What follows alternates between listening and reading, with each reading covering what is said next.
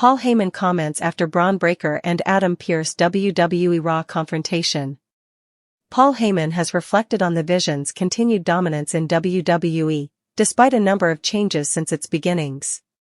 On the January 12 WWE Raw episode, Bron Breakker would be suspended following an altercation with Adam Pearce, although Heyman would have his own observation as to what transpired between the pair. Paul Heyman has now taken to Twitter to respond to a post stating that Breakker and Pearce's angle was the most viewed Raw segment across multiple platforms.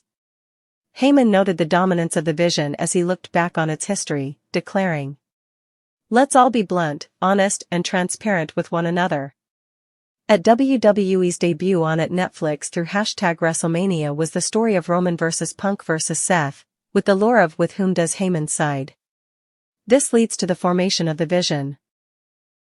The Vision then is the main thread on #Raw as at WWE Rollins wins #MITB and the heist of the century at #SummerSlam. Rollins injured, at Bron Breakker and at Bronsonacher make it infinitely worse. Since then, the Vision has continued its Raw dominance with addition of the most famous personality on the planet at Logan Paul and the underutilized, underappreciated at _Theory1. Still on top. Still the main thread. Still the top story. Still dominant in the news cycle. Still the main players on the world's biggest streaming platform. Ladies and gentlemen, my name is Paul Heyman.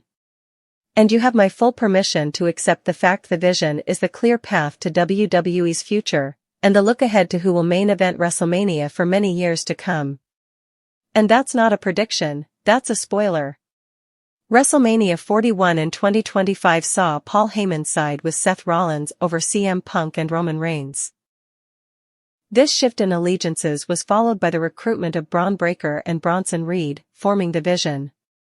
Fast forward to October last year and Rollins was kicked out of the Vision, being written off WWE television.